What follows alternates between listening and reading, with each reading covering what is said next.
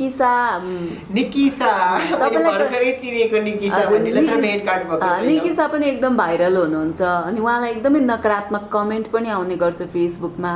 के भन्नुहुन्छ यो विषयमा? नकारात्मक कमेन्ट गर्नु एउटा मानसिक दुर्व्यसनी हो, एउटा मानसिक विकृति पनि हो। नकारात्मक व्यक्तिहरूलाई हामी जतिसुकै बदल्ने कोसिस गरौँ हामी सक्दैनौँ। समाजमा हामी कसैलाई हामी आफू बदलिन सक्छौँ, अरूलाई पुरै बदल्न सक्दैनौँ। त आम यात्रुहरूको ध्यानाकर्षण ध्यानमा प्रति हुने अनि उहाँले मलाई बेस्या नै सोचेर कोही सतर्क हुने, कोही चाहिँ मेरो मोलमोलाई गर्न चाहने। कि तिमीलाई म लैजान्छु, यति 1500 2000 दिन्छु, तिमी जान्छौ मसँग, यो किसिमको अवस्था भयो। म तेस्रो लिङ्गी भएको कारणले गर्दाखेरि हिन्दू धर्मावलम्बीहरू जो एउटा मायालु दयालु सहयोगी व्यक्तिहरू जो हुन्छ नि, उहाँहरूले हामीलाई धार्मिक दृष्टिकोणले पवित्र मान्नुहुन्छ, हामीसँग आशीर्वाद लिनुहुन्छ या हामीले दिएको आशीर्वाद श्राप दुवै लाग्छ अरे भन्ने हिसाबले हामीलाई आशीर्वाद लिनुहुन्छ। मसँग क्वाइन पैसा लिनुहुन्छ र बदलामा 150 दक्षिणा दिनुहुन्छ या कपडाहरू के किनेर गिफ्टमा दिनुहुन्छ। यो होइन कि जडेउली होइन कि नयाँ किनेरै दिनुहुन्छ। त्यसैले नै मेरो घर गुजारा चलिरहेको छ। तर यसरी कति दिनसम्म चल्छ? त्यही भएर मैले पनि त आफूलाई एउटा स्थापित एक स्वरोजगार बनेर केही पैसा कमाउन सक्ने पनि बन्नु छ, समाजलाई बदल्ने बन्नु छ, एक सचेत नागरिक बन्नु छ। राज्य लगायतका कुनै पनि सङ्घ संस्था कार्यालय कहीँ पनि हाम्रो लागि त्यो किसिमको राम्रो एउटा रोजगारीको व्यवस्था भएको छैन। जसले गर्दा उहाँहरू बाँच्नु त पर्यो नि, बाँच्ने आवश्यकता पुरा गर्नको लागि भनेर बाध्यताले उहाँहरूले वेश्यावृत्ति गरिरहनु भएको छ अनि लगायतका चोरी पनि गर्नुहुन्छ। थर्ड जेन्डर भनेर नागरिकता पनि पाउनु हुँदैन छैन, पाइरहेको छैन। न त कतिपय थर्ड जेन्डरहरूले बाध्यताले आत्महत्या गर्नुभयो अघिल्लो पटकको लकडाउनको टाइममा। अब यो पटकको लकडाउनको टाइममा कस्तो किसिमको नतिजा निस्किन्छ हाम्रो समुदायमा त्यो त हेर्न बाँकी नै छ। भन्दाखेरि जति पनि नेपालमा एउटा पत्रकारितामा एकदमै बढ्दो उच्छृङ्खलता छ, जति पनि एउटा पोर्न जर्नलिस्ट भन्छ, एउटा अश्लीलताको व्यापार गर्ने एउटा अश्लील पत्रकारहरूको गिरोह छ। पोर्न जर्नलिस्ट जति पनि छ, म पनि खुद आफै त्यो पोर्न जर्नलिस्टको शिकार भएको छु। म ती सडक छाप पत्रकारहरूलाई पनि एकलाई सडकमा जो नाङ्गे झाड बनाएर उभ्याउने योजनामा छु। You are watching latest Nepal. जीवनजी नमस्कार, स्वागत छ यहाँलाई। थ्याङ्क यू योजना पुरीजी र धन्यवाद लेटेस्ट नेपाल। आदरणीय दर्शकवृन्द, यहाँले स्क्रिनमा देखिसक्नु भएको छ जीवन सिलवालबाट उस्मान अनि महनुर हुनुभएको छ। मैले चिन्दा पहिला जीवन सिलवालको नामले चिनेको थिएँ। के छ यहाँका हालखबर? म ठिक छु योजनाजी। दिनहरू काम व्यस्तता आफ्नै लक्ष्य उद्देश्य प्राप्तिमै सङ्घर्ष गरेर बिताइरहेको छु। यो महनुर कसरी रहनुभयो म यसको विषयमा बताउँ योजनाजी 1 मिनट? हुन्छ। पहिला जीवन सिलवाल जो छ, हुन त मैले पहिला पनि बताएको थिएँ, जीवन सिलवाल मेरो आफ्नो आमा बुबाले हिन्दू धर्म संस्कार अनुसार रीति तिथिपूर्वक राखिदिनु भएको नाम थियो। त्यस पछाडि उस्मान बने जो इस्लाम कबुल गरे मेरो हस्बेन्डको कारणले गर्दा। म मुस्लिम बने, उहाँ बाई बर्थ मुस्लिम समुदायबाट हुनुहुन्थ्यो। म हिन्दू एउटा पृष्ठभूमि एउटा ब्राह्मण पुत्री थिएँ। त जीवन सिलवालबाट मेरो हस्बेन्डले उस्मान मिया राखिदिनु भयो नाम।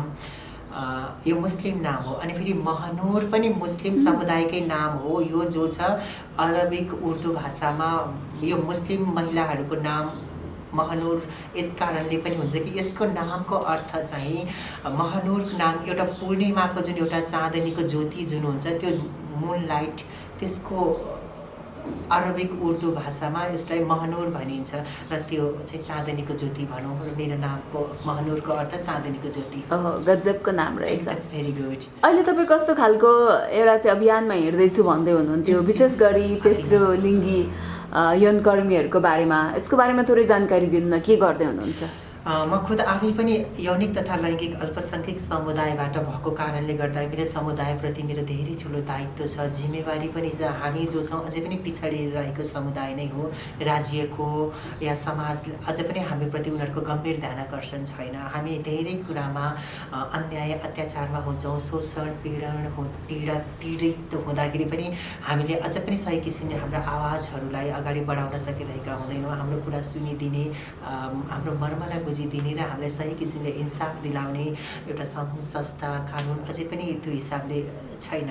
त त्यस कारणले मैले सोचेँ मैले आफ्नो समुदायको यति धेरै समस्या छ हाम्रो समुदायमा, त तिनीहरूको समस्याको एउटा अझ खोज अनुसन्धान गरेर त्यसको सही किसिमले त्यो समस्याको निराकरण गर्ने, उनीहरूलाई सही एउटा समाजमा सम्मानित भएर एउटा जीवन जिउने एउटा त्यो किसिमको वातावरण मैले बनाइदिन सक्नुपर्छ भन्ने महत्त्वपूर्ण कुरा मलाई त्यो लागेको कारणले गर्दाखेरि पनि म स्पेसल्ली त्यो अभियानमा छु। र स्पेसल्ली अहिले मेरो तत्कालीन योजना के छ भन्दाखेरि जति पनि हाम्रो सडकमा एउटा व्यवहारिक तरिकाले जति पनि मेरो समुदायका अल्पसङ्ख्यक समुदायका साथीहरू जो बाध्यताले वेश्यावृत्ति गर्न आफ्नो शरीर बेच्न बाध्य हुनुहुन्छ, यो रहरभन्दा पनि ज्यादा बाध्यता हो।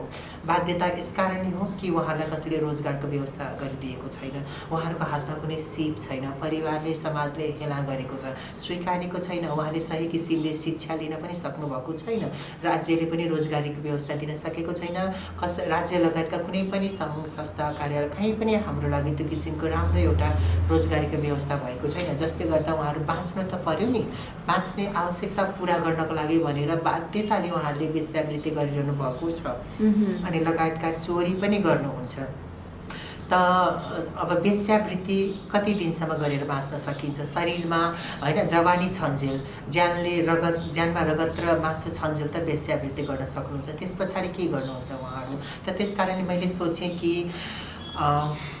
उहाँहरूलाई केही यो जति पनि उहाँ गरिरहनु भएको छ योबाट उहाँलाई मैले उद्धार गर्न सकूँ, उहाँहरूले पनि एउटा स्वरोजगार सिपमूलक तालिम सिक्न पाउन् र एउटा स्वरोजगार बनेर एउटा सम्मानित जीवन जिउन सकोस् भन्ने मेरो एउटा चाहना छ। र त्यस कारणले गर्दाखेरि उहाँहरूलाई राज्यको पनि दायित्व हो यो, किनकि हामी पनि त यही देशका नागरिक हौँ नि, हामी कुनै हिमाल पारीबाट भागेर आएका जन्तु पनि होइनौँ, भेडा बाख्रा पनि होइनौँ। त त्यस कारणले गर्दाखेरि राज्यको गम्भीर ध्यानाकर्षण यसमा होस् भन्नको लागि मैले नेपाल सरकार समक्ष एउटा सानो गुनासो अनुरोध गरेको छु कि ती सडकमा बेवारिसी भएर रहेका वेश्यावृत्ति गर्ने हाम्रो अल्पसङ्ख्यक समुदायका साथीहरूको लागि कुनै एउटा सिपमूलक रोजगारमूलक तालिमको व्यवस्था गरियोस्, उहाँलाई स्वरोजगार बनाएर उभिन सक्ने एउटा हैसियत उहाँलाई प्रदान गरियोस् या रोजगारको व्यवस्था गरियोस् भनेर मैले राष्ट्रपति समक्ष नेपाल सरकार समक्ष यो कुराको अनुरोध प्रस्तुत गरेको छु। उहाँहरूको ध्यानाकर्षण पनि यसमा भएको छ भन्ने कुरा मैले सुन्नमा आएको छु र जतिसक्दो छिटो म यो अभियानलाई सम्पन्न गर्न चाहन्छु र सहरलाई पनि एउटा सभ्य एउटा त्यो एउटा इज्जतदार बनाउन चाहन्छु। कतिपय अवस्थामा म खुद आफैले पनि निकै मुस्किलको अवस्था सामना गर्नु पर्यो। कस्तो खालको? जस्तो कि म थर्ड जेन्डर भएपछि अलमोस्ट तेस्रो लिङ्गी भन्नाले चाहिँ आम व्यक्तिहरूमा के धारणा हुँदो रहेछ भन्दाखेरि कि त यिनीहरू चोरी गरेर बाँच्छन् या त वेश्यावृत्ति गरेर बाँच्छन्, त्यो दुईटा बाहेक यिनीहरूको अरू कुनै काम हुँदैन भन्ने यो हुँदो रहेछ।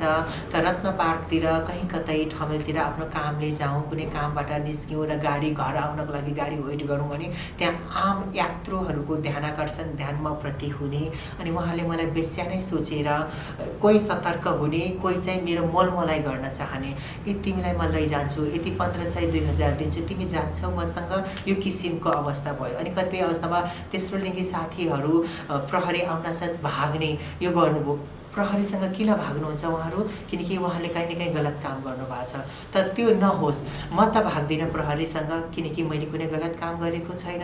त त्यो नहोस् भन्नको लागि त्यो किसिमको एउटा त्यो तेस्रो लिङ्गी वेश्यावृत्ति गर्ने त्यो किसिमको यौनकर्मीहरूको कारणले गर्दा म जो छु वेश्यावृत्ति त म गर्दिनँ, तर पनि उहाँहरूले गर्दा म जस्ता व्यक्तिहरूको एउटा राम्रो सम्मानपूर्वक बाँचेको व्यक्ति, एउटा पारिवारिक राम्रो एउटा पृष्ठभूमि भएको व्यक्तिलाई पनि निकै नै असर परिरहेको छ। पटक पटक म लज्जित हुनु परेको छ उहाँहरूको कारणले गर्दा, मेरो आत्मसम्मानमा पनि चोट पुगेको छ। त सबै तेस्रो लिङ्गी वेश्यावृत्ति गर्दैनन्, म जस्ता केही एउटा इमान्दार श्रमजीवी व्यक्ति पनि छन् तेस्रो लिङ्गी, यो कुराको म प्रमाणित पनि गर्न चाहन्छु र ती आम वेश्यावृत्ति यौनकर्मी जो जति पनि तेस्रो लिङ्गी समुदायका साथीहरू छन् म तिनीहरूको उद्धार गर्न चाहन्छु र जति हदसम्म म सफल बन्छु, म यो सफल नहुन्जेलसम्म यो अभियानलाई म थालनी गरि नै रहन्छु। सङ्ख्या कति छ तपाईँहरूको? एभरेज टोटल जनसङ्ख्याको 10% भन्ने कुरा ब्लू डायमन्ड सोसाइटीले बार भनिरहेको छ। यसमा अब सही आँकडा निकाल्न मुस्किल छ, किनकि खुलेर आइदिँदैनन्। हामी पो खुलेर आयौँ, हामी पो बडो होइन सङ्घर्ष गऱ्यौँ, खुलेर आयौँ। हामीलाई समाजका कुरीति त्यो किसिमको कुराहरूसँग मतलब रहेन होइन। लाज आफ्नो पहिचान खुलाएर बाँच्नुलाई हामीले आफ्नो सम्मान ठान्यौँ। यही त हो मानव अधिकार होइन, सम्मानपूर्वक बाँच्न पाउनु हरेक नागरिकको अधिकार हो नि त। त्यस कारणले गर्दा मलाई कुनै कुराले अप्ठ्यारो परेन जो म खुलेर आएँ। त खुलेर आउन नसक्ने व्यक्तिहरू धेरै हुनुहुन्छ, किनकि हाम्रो समाज पुरुष प्रधान छ। अझ पनि रूढिवादी सोच परम्परामा ग्रस्त छ। म तेस्रो लिङ्गी हुँ भनेर खुलेर आउँदा उहाँहरूले मतलब आफ्नो परिवारको इज्जत, आफ्नो आत्मसम्मान, समाजको कुपरम्परालाई पनि उहाँ विभिन्न कुराहरूप्रति उहाँहरू भावुक बन्नुहुन्छ। भोलि मलाई यो समाजले बाँच्न दिँदैन भन्ने उहाँलाई थाहा भएको कारणले गर्दाखेरि त्यो किसिमको एउटा सोचले गर्दाखेरि उहाँहरू खुलेर आउन चाहनुहुन्न। जति पनि खुलेर आउनु भएको छ करिब 8 लाखको हाराहारीमा छ भन्ने कुरा ब्लू डायमन्ड सोसाइटीले भनेको छ। खुल्नेको सङ्ख्या, नखुल्ने त अझै बाँकी छ। र तपाईँहरूको समुदायमा नि मैले पछिल्लो समय देखेको केटाकेटाले बिहे गरे अरे, केटीकेटीले बिहे गरे अरे भन्ने समाचार आउँछन्। उहाँहरू मिडियामा पनि आउनुहुन्छ होइन। अनि त्यसपछि चाहिँ उहाँहरूले के गर्नुहुन्छ? त्यो पछि त उहाँहरूले तपाईँले भने जस्तै यौनकर्मीको रूपमा कार्य गर्नु हुँदैन होला कि, अथवा त्यस्तो गर्ने त्यस्तो के हुन्छ? जो व्यक्ति एउटा यो जो समलिङ्गी विवाह भयो होइन, महिला विवाह गर्ने, केटा विवाह गर्ने, एउटा गे समुदाय अलग हुन्छ तेस्रो लिङ्गीभित्र पनि। अनि लेस्बियनको एक अलग ग्रुप हुन्छ, महिला उहाँहरू विवाह गर्नुहुन्छ आफूलाई रुचाएको व्यक्तिसँग। विवाह भन्नाले कानुनी हिसाबले त अझ पनि त्यो किसिमको स्वीकृत छैन, तर त्यसलाई उहाँहरू एउटा लिभिङ टुगेदरमा बसेको त्यसलाई पनि एउटा विवाह मान्नुहुन्छ। पति पत्नीको भूमिका निभाएर जीवन निर्वाह गर्नुहुन्छ। उहाँहरूले आफ्नो जीविकोपार्जनको लागि कुनै न कुनै काम पक्कै पनि गर्नुभयो होला। अब विवाह नै भइसके पछाडि वेश्यावृत्ति सायदै हुन्न होला भन्छु म, किनकि एउटा पति पत्नीको एउटा आत्मसम्मान हुन्छ, एउटा सुरक्षित जीवन जो उहाँहरू जिइरहनु भएको हुन्छ। त्यहाँ त्यो किसिमको असुरक्षित त्यो किसिमको आचरणले गर्दाखेरि उहाँहरूको वैवाहिक जीवन बिथोलिन सक्छ। त्यहाँ अरू विभिन्न किसिमका समस्याहरू आउन सक्छन् वेश्यावृत्ति गर्दिनाले। त अलमोस्ट विवाह गरेर बसेका व्यक्तिहरूले वेश्यावृत्ति गरेको थाहा छैन। कतिपय व्यक्तिहरू अरूको घरमा कपडा धोइदिने, घर सफा गरिदिने, घर भान्साको कामहरू गरेर त्यहाँबाट थोरै कमाइले नै आफ्नो जो गुजारा चलाइरहेको मैले देखेको छु। तपाईँ चाहिँ अलि चर्चित पनि हुनुहुन्छ नि, जस्तै अनुप श्रेष्ठ होइन, अनुपमा श्रेष्ठ, भूमिका श्रेष्ठ, अनुपमा पनि हुनुहुन्छ क्यारे? अनुपमा पनि हुनुहुन्छ। हजुर, भूमिका श्रेष्ठ कलाकारै हुनुहुन्छ त, अट्टी अलिकति ज्यादा चिन्दिनँ, तर म भूमिका श्रेष्ठजी लगायत सोसाइटीका ती मेम्बरहरूलाई चिन्दछु। अनि त्यसपछि निकिसा तपाईँले भर्खरै चिनेको निकिसा भन्नेले तर भेट कार्ड भएको छैन। निकिसा पनि एकदम भाइरल हुनुहुन्छ, अनि उहाँलाई एकदमै नकारात्मक कमेन्ट पनि आउने गर्छ फेसबुकमा। के भन्नुहुन्छ यो विषयमा? नकारात्मक कमेन्ट गर्नु एउटा मानसिक दुर्व्यसनी हो, एउटा मानसिक विकृति पनि हो।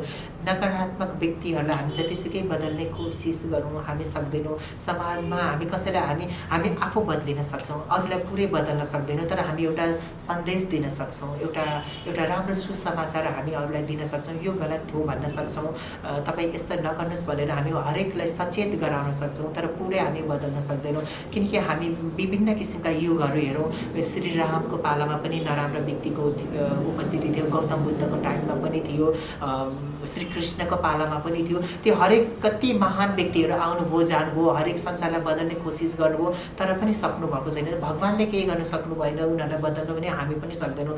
पहिला हामी आफू सकारात्मक बन्ने, आफूलाई बदल्ने, नराम्रो कुराबाट हामी आफूले टाढा राख्ने। जो व्यक्ति खराब छ उसलाई हामी एउटा राम्रो सन्देश दिन सक्छौँ, यस्तो नगर भन्न सक्छौँ, तर हामी ऊ बदलिनै सक्दैन भने हामी उसलाई इग्नोर गर्नुको सिवाय अर्को विकल्प छैन। तर पनि कतिपय अवस्थामा कान समाउनु पर्ने बाध्यता चाहिँ हुन्छ है। त म चाहिँ कान समाउँछु अक्सर। नकारात्मक कमेन्ट गर्नु एउटा मानसिक विकृति हो भन्न चाहनुहुन्छ हैन? किनकि हामी त कसैलाई गर्दैनौँ, हामी हरेक कुराको सबैलाई सम्मान गर्नुहुन्छ हैन तपाईहरु। जस्तै सरकारले चाहिँ तपाईहरुको लागि चाहिँ के यो तेस्रो लिङ्गी चाहिँ यौन कर्मीहरू छन् उनीहरूको लागि पनि नियम कानुन बनाउनु पर्छ, रेड लाइट एरिया तोकिदिनु पर्छ या त कामै तोकिदिनु पर्छ। सरकारले चाहिँ विशेष गरी तपाईहरुको लागि बुदागत रूपमा भन्नु न के चाहिँ गरिदिए तपाईहरुको जीवन सहज बन्थ्यो? म रेड लाइट एरिया तोकिनुपर्छ म यो भन्दिनँ। हरेक आम महिला पुरुष र हामी पनि एक नागरिक हौँ यो देशको, हामीले पनि सम्मानपूर्वक बाँच्न पाउनुपर्छ। नेपाल सरकारले अरू महिलालाई, अरू नागरिकलाई जुन किसिमको अवसर प्रदान गरेको छ हामीले पनि त्यो पाउनुपर्छ। मुख्य कुरा जस्तो कि स्वास्थ्य भनौँ, रोजगार भनौँ, शिक्षा भनौँ, एउटा सम्मानपूर्वक एउटा बाँच्न पाउने, हिँडडुल गर्न पाउने अधिकार भनौँ, एउटा काम गर्न पाउने, यो हरेक कुरामा हामीलाई कुनै बिना रोकटोक हुनु हुँदैन। एकदमै जसरी मैले बताएँ नि, जसरी एउटा आम एउटा नागरिकलाई जति एउटा सुविधा छ, जति एउटा सम्मान छ, जति एउटा अवसर छ, ती हरेक हामीले पनि पाउनुपर्छ। र स्पेसल अहिले नागरिकता पनि पाउन मुस्किल अवस्था छ हाम्रो लागि, त्यो नागरिकता पनि बनिरहेको छैन। थर्ड जेन्डर भनेर नागरिकता पनि पाउनु हुँदैन छैन, पाइरहेको छैन। तपाईको चाहिँ के भनेर छ नागरिकता? जति मैले त पुरुषकै नाममा नागरिकता लिएँ, किनकि त्यतिखेर म पुरुषकै पहिचानमा पनि थिएँ। फेरि एउटा अन्य अल्पसङ्ख्यक समुदायको लागि नागरिकता लिने चलन त्यतिखेर थिएन पनि। अब मैले त्यो किसिमको कोसिस गरिरहेको छु, गृह मन्त्रालयमा मैले बुझि पनि रहेको छु, आएर काम पनि त्यो किसिमको मैले एउटा आग्रह पनि गरिरहेको छु, आफ्नो प्रस्ताव पनि राखिरहेको छु। पहिलाको तुलनामा धेरै सहज भयो। अब तपाईँको एउटा चाहिँ काठमाडौँको ललितपुरमै जन्मे हुर्केको मान्छे होइन, तपाईँको त जग्गा छ, घर छ, तपाईँलाई बस्न खान त समस्या छैन नि त एक हिसाबले हेर्दाखेरि त होइन? बस्न खान समस्या छैन भन्दा पनि म पनि एक भूकम्प पीडित हुँ। मेरो घर भूकम्पले क्षतिग्रस्त नै भएको छ। एउटा राज्यले दिएको एउटा राहतमा सानो कटेज बनाएर मात्र बसेको छौँ योजनाजी। रोजगार त मेरो पनि खोसिएकै छ, किनकि मेरो लोग्नेसँगको विवादको कारणले गर्दा मेरो करियर प्रोफेसनल लाइफमा एकदमै बाधा। तपाईँको प्रोफेसनै खोसियो होइन? पुरै रोजगार पनि खोसियो, मसँग काम पनि छैन। म तेस्रो लिङ्गी भएको कारणले गर्दाखेरि हिन्दू धर्मावलम्बीहरू जो एउटा मायालु, दयालु, सहयोगी व्यक्तिहरू जो हुन्छन् नि, उहाँहरूले हामीलाई धार्मिक दृष्टिकोणले पवित्र मान्नुहुन्छ, हामीसँग आशीर्वाद लिनुहुन्छ, या हामीले दिएको आशीर्वाद श्राप दुवै लाग्छ अरे भन्ने हिसाबले हामीलाई आशीर्वाद लिनुहुन्छ। मसँग क्वाइन पैसा लिनुहुन्छ र बदलामा 150 दक्षिणा दिनुहुन्छ, या कपडाहरू के किनेर गिफ्टमा दिनुहुन्छ। यो होइन कि जडेउली होइन कि नयाँ किनेरै दिनुहुन्छ। त्यसैले नै मेरो घर गुजारा चलिरहेको छ। तर यसरी कति दिनसम्म चल्दैन? त्यही भएर मैले पनि त आफूलाई एउटा स्थापित एक स्वरोजगार बनेर केही पैसा कमाउन सक्ने पनि बन्नु छ, समाजलाई बदल्ने बन्नु छ, एक सचेत नागरिक बन्नु छ। पक्कै पनि तपाईँको सोचाइ एकदमै राम्रो छ होइन? यो कोरोनाले चाहिँ तपाईँको जीवनमा कतिको असर पार्छ, के छ अवस्था? कोरोनाले हरेकलाई असर पारेको छ। तपाईँहरू जस्तो समुदायलाई झन् कस्तो असर पार्छ? एकदमै मुस्किल छ। म बताउँदैछु, हेर्नुहोस्, जति पनि एउटा हामीलाई नेपाल सरकारले भत्ता दिएर राखेको छैन। जो सडकमा तेस्रो लिङ्गी वेश्यावृत्ति गर्ने व्यक्तिहरू जो हुनुहुन्छ, स्पेसली उहाँहरूलाई नि यति मुस्किल परिरहेको छ। जो कि अब कोभिडको टाइम छ, लकडाउन हुन्छ, उहाँहरूको घरमा बिहान बेलुकाको छाक टार्नलाई भोजनको अनाज अन्नको गेडा छ छैन थाहा छैन। उहाँले दिनभरि 2-4वटा केटासँग त्यो किसिमको देह व्यापार गरेर कमाएको पैसाले नै घर गुजारा जो गरिरहनु भएको छ। अब यो लकडाउन भइसके पछाडि उहाँले त्यो गर्न पनि पाउनुहुन्न। किनकि राज्यले त उहाँलाई भत्ता दिएको छैन, अल्पसङ्ख्यक समुदाय, पिछडिएको समुदाय पालन पोषणको लागि केही दिएको छैन। भले उहाँले बाध्यताले वेश्यावृत्ति गर्नुभएको हो, तर भले म वेश्यावृत्ति नगरियोस् भनेर सरकार समक्ष एउटा अनुरोध त मैले गरिरहेको छु। तर अब हाम्रो समुदायको लागि चाहिँ निकै नै तपाईँको वेश्यावृत्ति गर्नेहरूलाई पनि त अब यो सर्छ भनेर झन् गाह्रो हुन्छ होला नि त।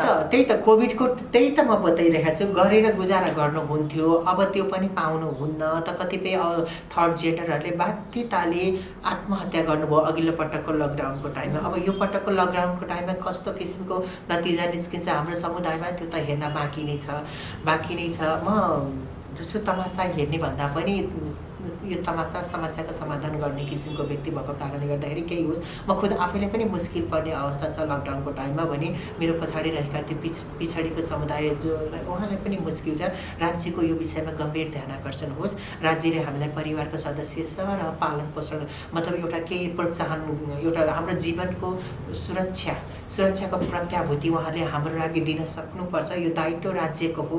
त राज्य हेरौँ के हुन्छ, केही भएन भने म विद्रोही त बन्ने नै छु लकडाउन भन्दा पनि ज्यादा। किनकि बाँच्नु छ पहिलो कुरा होइन। लकडाउनमा त त्यो व्यक्ति बस्न सक्छ नि जसको घरमा केही समयसम्मलाई खान पुग्ने अन्न छ या त्यो किसिमको सुरक्षित व्यवस्थापन छ। जसको घरमा बिहान बेलुका छाक टार्न मुस्किल छ, त्यो व्यक्ति कसरी लकडाउनमा बस्न सक्छ? कतिपय अल्पसङ्ख्यकको हालत त्यस्तै छ। त त्यो व्यक्तिहरूलाई लकडाउनभित्र सुरक्षित तरिकाले राख्न चाहने हो भने राज्यले पहिला उसको भोजनको व्यवस्था त गरिदिनुपर्छ, स्वास्थ्यको व्यवस्था, सुरक्षित जीवनयापन गरिदिनुपर्छ। यो दायित्व राज्यको हो। भनेपछि यो लकडाउनमा यदि सरकारले केही पनि व्यवस्था गरेन भने तपाईँहरूको समुदायले पनि आन्दोलन गर्छ त? बिल्कुल गर्नुपर्छ, आन्दोलन त हुनु पनि पर्छ होइन, किनकि कोभिड तेस्रो लिङ्गीलाई मात्र लाग्दैन, सबैलाई लाग्छ त। किनकि होइन जो एउटा तेस्रो लिङ्गी सडकमा बाध्य भएर उत्रिनुहुन्छ भने यसले असुरक्षा आम व्यक्तिलाई पनि पर्छ। म तेस्रो लिङ्गी छु, मेरो घरमा खाना लाउन छैन र म सडकमा उत्रेँ, तर तपाईँसँग अनाजको टन्न व्यवस्था छ, तपाईँ सुरक्षित हुनुहुन्छ भने म सडकमा उत्रिदिनाले यसको असर तपाईँलाई पनि पर्छ नि त। किनकि म सङ्क्रमित हुन सक्छु भने भोलि तपाईँ पनि हुन सक्नुहुन्छ। त्यस कारणले गर्दाखेरि ध्यानाकर्षण हुनुपर्छ, किनकि एउटा सङ्क्रमितले हजारौँलाई सङ्क्रमित बनाउन सक्छ। त्यसैले ऊ सडकमा नआओस्, त्यसको लागि सरकारले व्यवस्थापन गर्नु पर्यो है। धन्यवाद यहाँको महत्त्वपूर्ण समय अनि कुराकानीको लागि। थ्याङ्क यू योजनाजी। अनि अर्को एउटा कुरा पनि के छ भन्दाखेरि जति पनि नेपालमा एउटा पत्रकारितामा एकदमै बढ्दो उच्छृङ्खलता छ, जति पनि एउटा पोर्न जर्नलिस्ट भन्छ, एउटा अश्लीलताको व्यापार गर्ने एउटा अश्लील पत्रकारहरूको गिरोह छ, पोर्न जर्नलिस्ट जति पनि छ। म पनि खुद आफै त्यो पोर्न जर्नलिस्टको शिकार भएको छु। म ती सडक छाप पत्रकारहरूलाई पनि एक-एकलाई सडकमा जो नाङ्गे झाड बनाएर उभ्याउने योजनामा छु र यो काम पनि मेरो लागि निकै उपलब्धिमूलक रहनेछ भन्ने मलाई आशा छ र मलाई छोटो मिठो कुराकानी गर्ने मौका दिनुभएकोमा योजनाजी तपाईँलाई पुनः धन्यवाद है।